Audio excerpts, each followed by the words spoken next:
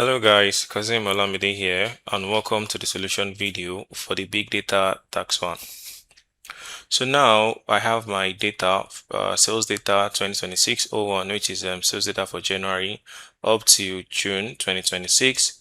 We have been tasked to do an automatic consolidation and cleaning of this file, and we should have a result towards something akin to what we have on the right hand side of my Excel file here now. So before I open up my Power Query and a new file, let's have a look of what our data looks like. So I click on this, which is the one for January, and I have something like this. I could see some blank, and I could also see some text describing what particular month this data belong to. So if I also do the same thing for, I believe, April, it also follows the same particular structure. So now I know what my data looks like, and now I can open up my new file, connect to Power Query, and start my consolidation and data cleaning. So first thing first, I maximize my current screen. I do a Control N, and I go to my data tab, and I'm just going to go to Get Data, Launch Power Query Editor.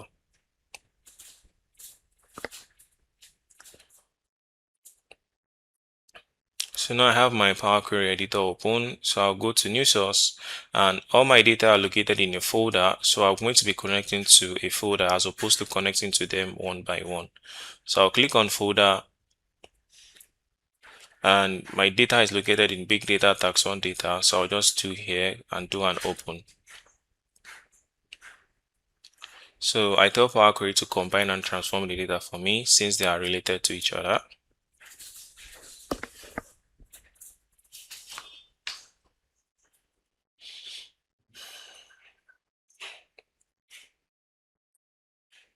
So I also do an OK here.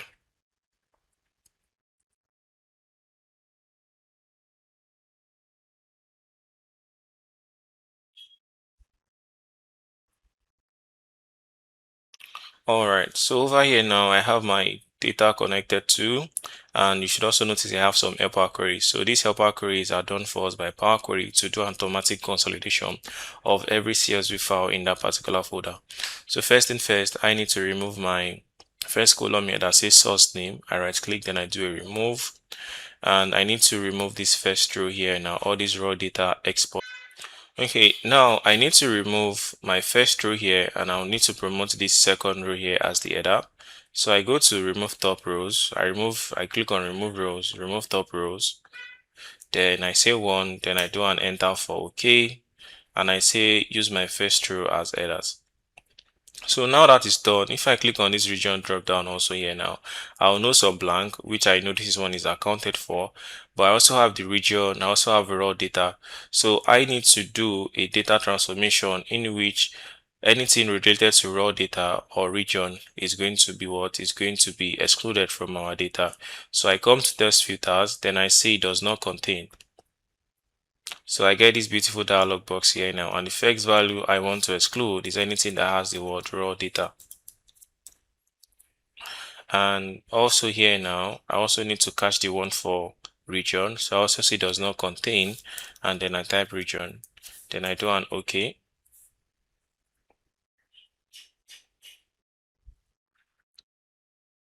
And if you have a look at this here now, let's have a look once again.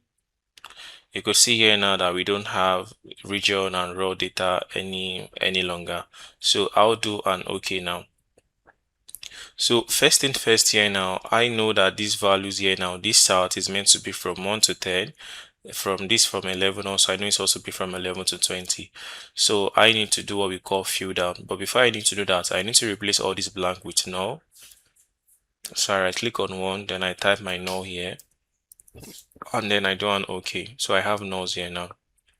So I will just right click on the column once again, then I look for fill, then I pick fill down. So the transformation as regarding the region column is done, and now we have 5 distinct regions. So let's confirm that we don't have any region duplicated. So we have central, we have east, we have north, south, and west, which they are all what they are all distinct. I could also load more to confirm that there are no errors here any longer. So moving on to the next column over here now, we would notice that we have the transaction info, and it is being combined with other other data. So STAT is stationary, paper is also like for the product itself. So I'm just going to right click, and then I'm just going to look for my split column. I'll say by delimiter, and I want it to be done at what, at each occurrence. And Power Query is smart enough to pick up the delimiter here now is an underscore. So I'll do an OK. So over here now, I'll name this to say transaction ID, and I'll come here, I'll call this category, and also I'll call this product. So I need to standardize the start, the font, and the elect here now. So I'll click on the start, then I do a right click, I say replace value. I want it to be replaced as what? Stationary. Then I do an OK. Stationary, that spelling is not correct. Stationary. Okay, I believe so. This one is correct. Stationary. So I do an OK. And for FURN, I want it to be furniture. So I also do another one. Replace value. Then I say replace as furniture. And the last but not be this, elect, it should be electronic. So I click once again, I right click, and then I say electronics. So for this one, for the category column, the data cleaning is done. And for my product, this one is also done. So for my dates, they are all distinct and there are no particular errors here now. And if you have a look at all this one here from week 1 sales and week 4 sales, so we are going to be unpivoting this. So this is going to be unpivoted. They need to belong to one column that say week, and another column that is going to just be for the sales number itself. So since I know that we are going to be having another file, maybe for July, move into this current folder, and I don't know the particular structure, maybe they will have more than 4 weeks. So this is what I'll do. I'll come to my region and then select my date also all together. And I'm just going to go to transform and look for unpivot column. I'll say unpivot other columns. And over here now, you could see here now that this one is going to be my week, and then this one is going to be my sales. So I'm just going to replace this as sales, and I'll call this week. Sales week to be precise. So I'll call this sales week. Then I do an enter. And this is what I want to do here now. Anyway, I have a key, I want this to say week space 1 space sales, basically week 1 sales. I don't want the underscore, and I want the space between the week and the number itself. So this is very easy for me. I'll also right click, then I'll do replace value. So over here now, where I have a week sales, I will just come here, I'll say anywhere there is a key, I want it to be replaced with a key and a space. Then I do an OK.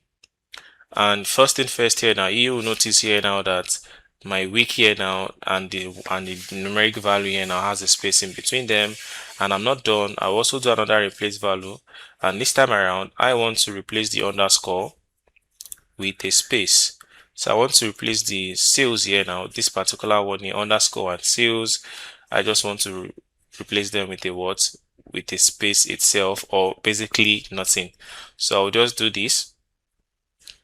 So over here now, to an extent, my data is very clean. So I'll just have a look at it once again. My region 100% valid, my transaction 100% valid, no error. So now I go to my home tab, then I click on this drop down, I say close and load to. So Power Query is going to dump my data over here now, and is also going to convert it as a table for me automatically. So to an extent, we are almost there. So the next thing we need to do here now, we need to create those 2 pivot tables, one for revenue by month and the one for the breakdown by region. And I'll also have a look at it because I don't think I remember. So first thing first here now, I go to my insert, then I click on pivot table, and I say, please, I put it on this existing worksheet. So I scroll and I could just put it here. Then I do an OK. So first thing first here now, we want to do for month and revenue. So I'm just going to drag my date to rows, and Power Query does an automatic grouping for me. I mean Excel this time around. So I drag out my dates, then I also drag out my days, and we have only retained what's the January to what's to June. So I'm just going to drag my sales week to values. So over here now, I'll just double click. I want this to be formatted appropriately. I'll say number format, currency, and 2 decimal places. Okay. And I'll just call this revenue over here now. So I say revenue, then I do an OK. And where I have row label, I would love for it to be renamed as month. Then I do this, and I could just come here once again. I do a Ctrl C, at least 2 rows below. Then I want this now to show region. So I'm just going to drag out my month, and then I'm just going to drag in my region over here. And let me have a better look as to what the final solution look like. So we have region and what and product category. So I'll come here, I'll look for product category, I drag it to columns, and you could see here now we have something similar as to the final solution file. So I just need to provide revenue by month. So I'll say revenue by month, and I'm just going to select across. I do a Ctrl 1. I look for alignment. I say from general, I want it to be centered across the selection. And I also want you to provide it with a feel of green and maybe with a font of white. Okay, so it's currently this. So I do a white. Then I also do an OK, and you could see here now, and I could also make this bold. So likewise, I'll come here, I'll say revenue breakdown by region, revenue breakdown by region, and product categories. So I'm just going to select to the right. I also do a Ctrl 1 once again. I look for my alignment. I want it to be center across selection. And for the font, I want it to be white. And for the fill, I want this guy here. I could switch to this guy, then I do an OK. Then I make it bold also.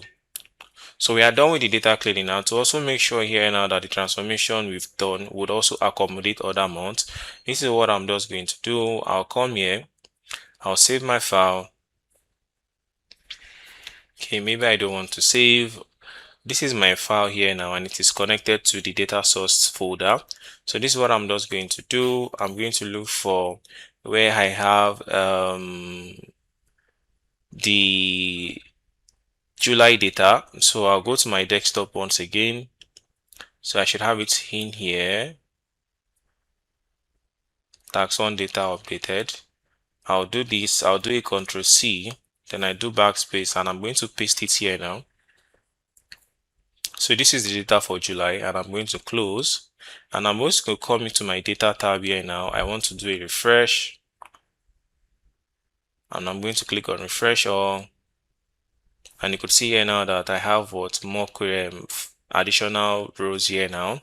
So I'll do a refresh again so that it reflects in the pivot table. And you could see there that voila, that we have data for what the July has been updated. So now what we have done here now, we've created a workflow in which any new data just needs to be added to this folder, just need to be added to the data folder, and then we just do a refresh here now. So thank you, and see you in the next one.